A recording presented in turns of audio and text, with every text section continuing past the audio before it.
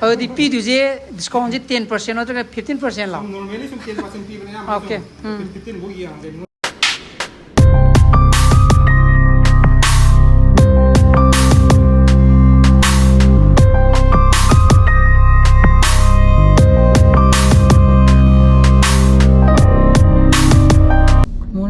Welcome back to my channel. Manu ay beer na kali. Mayam, asida Kwakeithel da ko. Ako'y refurbished phone atagi atopa accessories mayama computer gi accessories mayama atagi Macbook jono ba dukan ma high store ma lay ba ko. Mo ta kari yaw do mayam salaga yimidarusi refurbished mayam do karam mano atagi persana kaya pili bina habdo madu khani bhai tare ko ai jama pama ga di lei bhai tare ado yengo je do mo store se hang budi kuidri ado kuidri do ha mai moi khra poti khra yon gre ba ko ado no jiti ningo sa ko buju la pani na moi ato ba kare offer legi ha bu do jo me am plap salaga yeminology si store ji jaga jine ba ko ekta ke ba ko gi ai thogali je kenom digi thogali ne ba ko yumlom digi haidi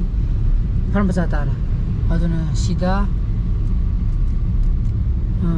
Asian hospital le redana ko to sile je sida Asian hospital le ra sida thogala kanda sida MI store le na ko MI store ji sigi building je to pura sigi building ji second floor da DD store hairi je ne ba ko aduna yengji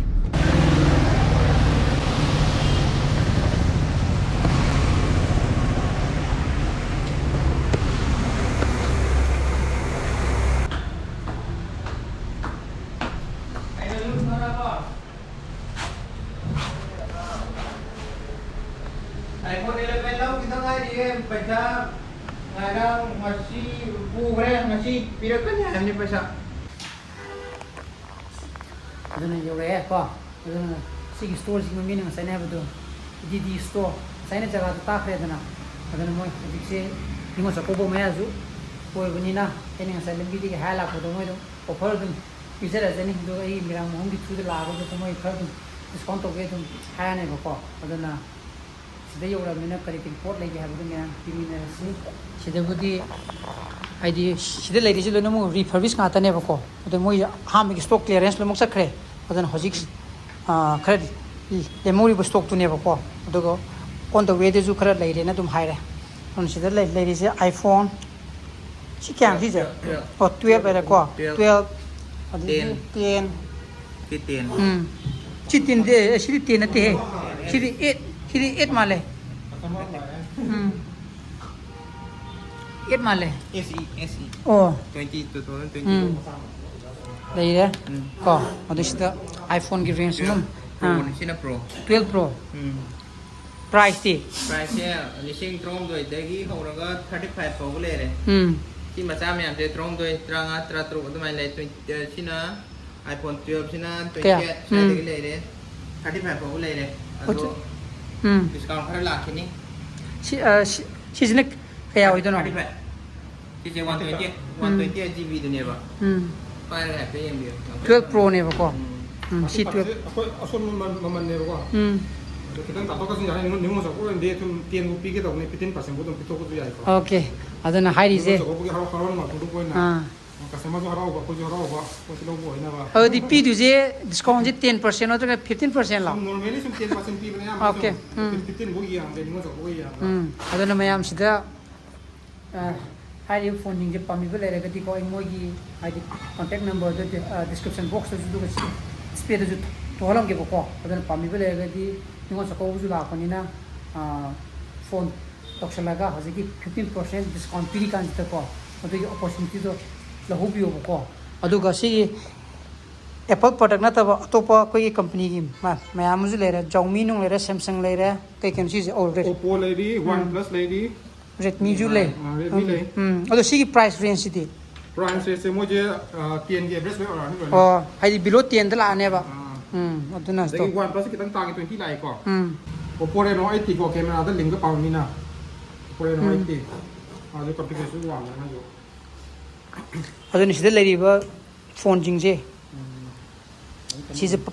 ꯄꯥꯝꯕꯤꯕ ꯌꯥꯎꯔꯒꯗꯤ ꯃꯌꯥꯝ ꯑꯗꯨꯝ contact ꯇꯧꯕꯤꯌꯣ ꯑꯗꯨꯒꯅꯦ ꯀꯩꯅꯣꯗ ꯑꯩꯈꯣꯏꯒꯤ 5G series ꯈꯔ ꯌꯥꯎꯔꯤꯕ ꯐꯣꯟ 8GB RAM ꯑꯣꯏꯕ 128GB ROM ꯑꯣꯏꯕ ꯑꯗꯨꯏꯗꯣ ꯌꯥꯝꯃꯦꯅ ꯌꯥꯝꯃꯕꯗꯅꯦ 12,000ꯗꯒꯤ ꯍꯦꯜꯂꯔꯣꯏ ꯑꯝꯇ ꯃꯗꯨꯒꯤ 12,000ꯗꯨꯗ ꯉꯁꯥꯏꯒꯤ 15% ꯑꯃꯨꯛ ꯗꯤꯁꯀꯥꯎꯟ ꯂꯥꯛꯇꯣꯔꯕ ꯗꯤꯁꯀꯥꯎꯟ ꯂꯥꯛꯇꯣꯏꯅꯦ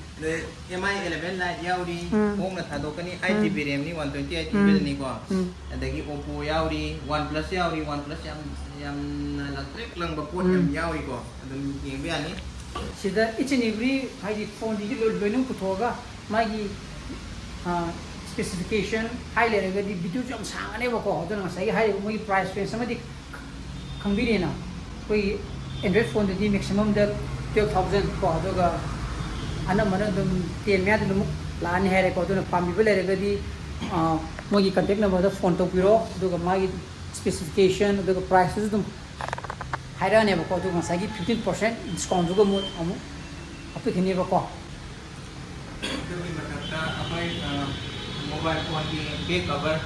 iPhone or to mobile phone ki back cover ha pe ba lei ba kanda discount di mathakta adagi charger gum di tonga lobi tare ko back cover phone ko di ma MI wagera OnePlus wagera lona phone ko back cover loi ha pani ko sidana Macbook series lere ko Macbook lere Macbook Air lere Pro lere Pro lere Air ne sina i5 6th generation lena i5 7th generation ho lo lere adu magi price range si harap id from se si hape di ko Macbook Pro ni ko Macbook Pro se i5 6th generation 30 की average लाने को मौका वो करेगा ये पे थागल लगा ये आई की बैटरी कंडीशन जाम लेनी है बैटरी की दी कनो पेंटा क्वेश्चन हमने ओइदरे तो सी जाय पे स्क्रैच सुले लेते बनेबा पेंटा पूरा कनो ने पार्ट असेन बम त याउद्रे सी आज मी लगा स्क्रीन कितन जाओ पामा से 13 इंच से मगे नॉर्मल ना पहले मगे ꯑꯩꯈꯣꯏꯒꯤ 30 ꯂꯣꯏ ꯂꯥꯛꯏꯅꯦ ꯌꯥꯝꯅꯀꯣ 15 ꯑꯃꯒ ꯂꯩꯔꯤꯀꯣ iPhone 7 ꯂꯥꯛꯑꯗꯨꯗꯅ ꯑꯃꯨꯛ 35 ꯃꯌꯥ ꯂꯥꯛꯑꯅꯤ ꯃꯥꯅ ꯑꯃꯨꯛ 35 40 38 ꯂꯩꯕ꯭ꯔꯣ ꯑꯗꯨ ꯇꯥꯔꯗꯤ ꯁꯤꯗ ꯂꯩꯔꯤꯕ MacBookꯁꯦ 1 2 3 4 5 6ꯅꯤꯅ ꯑꯗꯨꯗꯤ ꯁꯤꯁꯦ ꯍꯥꯏꯗꯤ ꯃꯤꯅꯤꯃꯝ ꯇꯨ ꯃꯦꯛꯁꯤꯃꯝ ꯄ꯭ꯔꯥꯏꯁꯁꯦ ꯀꯌꯥ ꯑꯣꯏꯗꯣꯏꯕ ꯄ꯭ꯔꯣꯁꯦ 30 ꯂꯥꯛꯑꯅꯤꯀꯣ ꯃꯥꯒꯤ ꯀꯩꯅꯣꯒꯤ ꯈꯤꯇꯪ ꯆꯥꯎꯊꯣꯛꯄ ꯂꯩꯌꯦ ꯑꯗꯨ ꯃꯇꯨꯡꯏꯟꯅ ꯑꯗꯒꯤ MacBook Air ꯂꯩꯔꯤꯀꯣ Air ꯁꯦ 15 18 ꯁꯥꯟ ꯂꯩ ꯑꯗꯨꯒ ꯉꯁꯥꯏꯒꯤ 15 inch ꯀꯤ i7 ꯗ ꯂꯥꯛꯄꯁꯦ MacBookꯀ 35 ꯁꯥꯟ ꯂꯥꯛꯑꯅꯤ ꯀꯟꯗꯤꯁꯟꯁꯦ ꯂꯣꯏꯅ ꯔꯟꯅꯤꯡ ꯀꯟꯗꯤꯁꯟ ꯉꯥꯛꯇꯪ ꯂꯩꯁꯨꯅ ꯁꯤꯅ ꯑꯗ ꯀꯩꯝ ꯍꯥꯏꯗꯦꯕ ꯑꯩꯈꯣꯏꯅ ꯑꯗꯨꯝ ꯊꯥꯔꯒ ꯑꯗꯨꯝ ꯍꯞꯇꯥ ꯑꯃ ꯂꯣꯏ ꯆꯦꯛ ꯇꯧ ꯂꯣꯏꯔꯝꯃꯦꯕꯀꯣ ꯔꯤꯐꯔꯕꯤꯁ ꯑꯣꯏꯔꯁꯨ ꯄꯨꯔꯥ ꯑꯍꯟꯕꯒ ꯈꯦꯠꯅꯕ ꯀꯩꯝ ꯂꯩꯇꯦ ꯍꯥꯏꯕ ꯌꯥꯔꯦ ꯑꯗꯨꯝ ꯑꯗꯣ ꯁꯤꯗꯒꯤ ꯂꯩꯒ꯭ꯔꯀꯥꯟꯗ ꯀꯣ ꯍꯥꯏꯗꯤ ꯋꯥꯔꯦꯟꯇꯤ ꯍꯥꯏꯒꯗ꯭ꯔꯥ 1 monthꯀꯤꯕꯨ ꯑꯣꯏꯔꯣ 2 monthꯀꯤꯕꯨ ꯑꯗꯨꯒꯨꯝꯕꯗꯤ ꯂꯩꯕ꯭ꯔꯥ 6 months service warranty lere oh 6 months ya ko to ko na 6 months lo ko no sia man na oi ta thada ro ti ko koi ko wari ko ke ko ni me ame khona ya ke na dei le ni me bu mathang da si la ka ni se kano la ma sine Lenovo gi Lenovo Yoga X1 laptop hagera kano haga tablet so hagera तेगा तेब्रो इसिने लाबो को multi use to नेबा 3 को दा yoga X1 touch screen लाने बेना माजो i5 6 generation मथक आतने मखाम थमद्रे laptop लोइना मंग नै को i5 6 के मखाम लैपटॉप अंत लेते सिंपल तको जिरा मेंटेन तो के तो चार्ज के किलो को अरे 6 स्क्रीन जो टच स्क्रीन होरा Lenovo के योगा सीरीज को सी X1 series ने X1 series ani rohun le ngini dagi 360 le ngini 370 da yoga 370 sigi product watch and the yem bione id magi ma ne ma ju thang la ka ni ko tum dagi hin ja tum sit tebet ola men ko fe thora di han stress ne kem lai ta ma odi sigina price kya sigi ja ma 30 के range ला ने X1 की को तो ला ला tum 26 27 da bu ki ke adagi mathaki HP ju leiri HP touchscreen lei touchscreen na tap lei adagi sina DL gi sina ne mojo i5 6 generation ni mathak ngak ne mana adu condition di very good condition hai ta so price e moi tuna DL na par ta DL na pai ta Nang touchscreen wala ko. Kada ngarak ngam to ako fingerprint du nga to la ko to. Yo to sina ba di dum liam pa sina ba na ko. Ai touch ki na sa ma khang ni ko. Ai speed na ro la ni. Ai speed 15 GB yan. si elitebook ni ko. Ai speed elitebook i5 ai generation la ni 16 GB RAM song la ni ma ko. Touchscreen ro ko ni. Aduga si kano ko lai. Si elitebook ko. Probook la ka ni mo.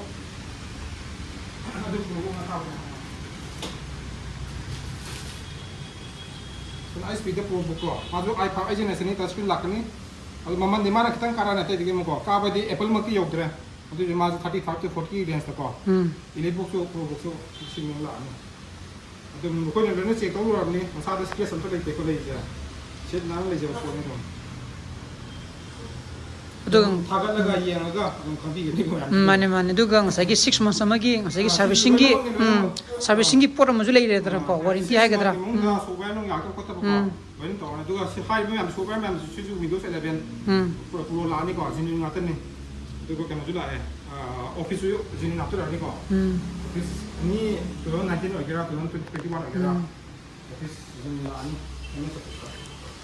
adegi sizim lai duga accessories tana aina sumu bodi sida mouse leire adegi earbud leire ante sidi earpiece leire Charger iPhone की charger cable charging cable ko MI की कई गया या Samsung की जो ले mouse ले earpiece का कोई ना मुझे earbud चिंग दी लापरी पूरा याम तब पे हम तब की transportation याम जी एकदम कुछ नहीं हमें earbud लापरी series लापरी port की नहीं नहीं juga siapa macam tu orang panggil dia apa docking system je kino talking system jene kaina docking system je kau USB 3.0 kau email kena multi extend to na docking Oh. substation docking system hai ba ai talking ne tar mouse na kwai phasa ba si je le je ko sigi pot se online da moina ke ni di packaging to ga yam tang kai yo mani ko sa te sani pande ho ko lising amani he me ko yo mani ko wireless mouse ta le kan wireless mouse ta kan ba silent mouse ta ko no to bi do du ma ki 3.5 gigahertz ko yam wang la ko ni DPI yu wang mani ma yam na 1200 DPI ko click to tu ko me am le de ma ko du me am le la ni ko de ki ma ki rian ka zu song di ni am na si ya pe yin bi mouse ta ko ni ta de sang ma ga ya ke ni ta de ji 요즘 시주 디스카운트 하고 좀 점이 하이비디 시기 디디 스토어나 하이지네 거 이치니브리 액세서리 줄로 15% 15% 이렇게 된 거죠. 이거 저거 거기고 거기고 하이디 레이바 액세서리 오이로 실라 시 무기 시기 스토어 문데 레이바 아이템 부디목세 시지기 닝고-Chakouba기 오이나 15% 어도가 노멀리 10% 디스카운트 피해고 어도나 mayam 시기 고통자부제 로비오 거이시다 한잔잔 하야나 mayam kino to biyo to gunu ko pa male re di lobiyo to yeng le dum check to biyo phatte ha di sida la kha de lu nu he na khang ne ba 아무튼 락때 락 튕겨 튕겨 먹고 내일 저거 간 거에 미다시 어떻게 튕겨 사나 오면 또 그만나 하다 퀄리티 데 퀄리티 메인테인 또 담고 하다네 아무나 좀 라가 체크 비요 좀 내일 저 비행기 비요 좀 내일 저래 뭐 우거 코세로 adone anytime ngasagi aini pigi de phone number jito anytime 24/7 available oine ba ko natra tumuro ju tum phone paira ne ba support fee online support video calling support ko don fee I think phang da ba la phang am dra ga di duga service ta mai to ke Apple gi even overheating tawre ya ma ye to ko me overheating tawre da ka ne problem te I think charger ya de di tongan bam oi re overheating to ba oi ta ba hang to ba even Apple Lenovo Dell HP Mana mak kau sudah service fee ko. Service tu, asal matik tanah fee. Kau kita lay dah, lay aku lagi lay jual kita pun orang tu mana service fee ba. Aku ni laptop dulu bukan dah, aku dah jelas mah. Kemarin tu kita laptop ki backpack hai dah ko. Kita backpack bukan lagi bukan mana. Lenovo ki Dell ki asal tu lay ko. Dell ki HP ki mana mai magi. Lenovo lang pan Lenovo ki mana amam HP ba. Aduh dah. Atay atopa na ako'y gym gi bottle kumba water bottle kumba adagi ako'y gi steel masama-sala dito na ako'y na sidin na ba pouch kumba adagi akoina wall hanger gumba akoi charging tawbagi phone charging tawbagi akoina pinhole manakta cable se samba thungdragadi akoina pona da heng tawra thamnai dana adugumba pot sing se macha macha masum yam te akoina pamjaba leragadi adum akoina free da haptoyeba aduga yamna kaino mari manga nate akoina angamba saruk khare do discount bi mathapta amukte hena free da hapre haba aduni aduga sida leriba desktop sina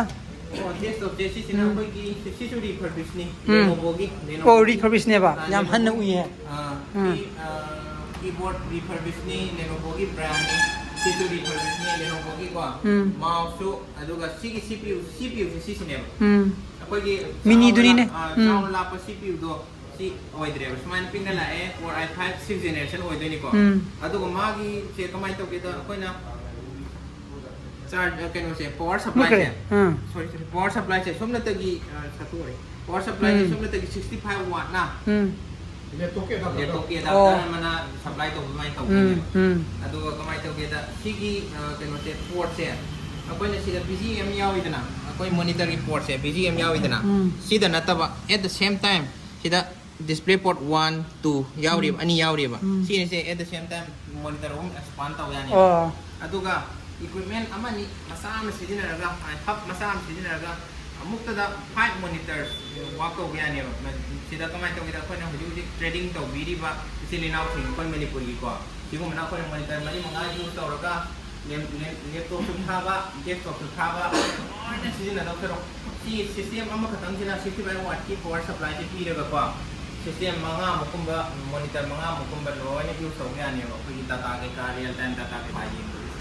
aduga si kino di price di price se sumne tagi koi offer na lupa lising tranga sanga sigi set sida sigi same monitor CPU keyboard mouse aduga kino di atopa sigi storage dene no storage dene koi gi assemble to buzu yare yani assemble ai apamba configuration gi matungina gaming gi PC station ko loina kano apana apamba assemble to gi PC apamba lai hai do ado ko hai bi daga ado kano loina assemble to yani koi ngasagi mini PC ki lakodo desktop lakodo to se i5 6 generation ko Lenovo da Lenovo i5 6 generation ma je 8GB RAM 256 SSD da ani ko dek ma ngon tim kakar padana si mo na ma dik tang wang ani mana mo Gimana masaki adapter si box adapter yang ni ko kan ni 65 watt adapter ni ko ke da mai sa da bi mai kan kita jadi masak da ai je i5 i generation ko i generation la ko mana 4 core i thread la ni se double saw hela ni ko magi power mo ngam sang da adu mana i speed la ni i speed pro dex ko i speed pro dex ta mini pc ja sigi mo to sine sile ja ara sigi mo sine sile ja ara mai da ka ho da heavy office work to gera ni to gera ko wei yang mana ke pun ngam si film ni i5 kan sam ding ngam ni ko i5 i sam ding ni to ni mo price to bushi di kre hela ne ai ba ne ko si the single piece lo ga si pressing time pe mu la ni ko ka combo ga si trang ga soma ka ga ni si tra de mu le du ko double ni mang ngam je si mana ano do portrait of this i check open ni ngam bai sang aduga maraktana keno do aina sida ure sigi shelf sida koi gi microphone je koi gi mobile blogging to ba ida koi mobile da plug in to ra ga dum to ya ba gi sigi microphone se koi na somna tagi chamri yang khai da thadoe online da budi dum tangam ba pi ai ko chamri yang khai da thadoe koi na ayamba kenwani type C oi doi ni ko type C ayamba OnePlus Vivo numbo ayamba MI se plug and play ni loina dum ya ni aduga magi sound se kamai to da microphone se akoi bada lei di ba akoi gi noise se loina filter tawraga mana cancel tawe ba cancel loi tawe mana ta le du dang mana pick up tawe ba sound aduna yam cheng na tai sound koi gi sina Wi-Fi extender ko akoi Wi-Fi extender na wak to CP plus ki ko CP plus ki se kamai to na kala 100 Mbps pa wak to yani ko hai magi maximum speed che 100 Mbps pa wak to yani akoi na karigumba koi Jio fiber gumba karigumba lobi ba myam atopa Airtel fiber gumba lobo myam na koi yung gi kona dre hai kanda koi na LAN cable tawraga Wi-Fi extend tawba kanda sida namaga extend tawba yaneba aduga magi range se kyamuk support tawgebu 100 Mbps ba support taweba aduga ari ma koina net takre fiber dagi Wi-Fi phangdre have kanda sise koin extend alone oina koina sim card ama kapaga mangon dagi Wi-Fi mu thadok yaneba adudi sim card se any aina use toriba sim dum yara phone da happy sim wagira mo gira mo net pe khalaga sida hapaga koina Wi-Fi sina dum sandok yaneba aduga plus adu tokhoga koina Jio fiber Airtel fiber dagi Wi-Fi extender oina koina sijina bayane sigi mamal se sumna tagi koina MRP budi am leine lising chani pang le ko koina Ningol-Chakouba offer na lising amaga chani tang da thadok tare sisima aduna mayam sigi Kwakeithel lai ni DT store je stela apiraga ngasai display tawriba pot mayam do phone bu oigera ategi laptop bu oigera desktop bu oigera mini PC bu oigera accessories bu oigera pambiba leiragadi ai moi piriba contact number is the phone to biro adong apamba configuration specification loina mo hangbiro mo 24/7 phone to bakan dum paira ne bako aduga asagi moina hairi ba mamandu gi mathakta Ningol-Chakouba gi oina 15% discount pirisigi khutong sa to meyam logi horo aduna matam yamna kuchilaktre ko Ningol-Chakouba je aduna thuna dum phone to biro mo phone number do description box ta loina mo apsaram mari aduna mayam ngasi blog ji matang solution jarake एक blog पाम थोड़ी like तौरमो share तौर अनब views तौर subscribe तौर so please be safe and be healthy bye bye good night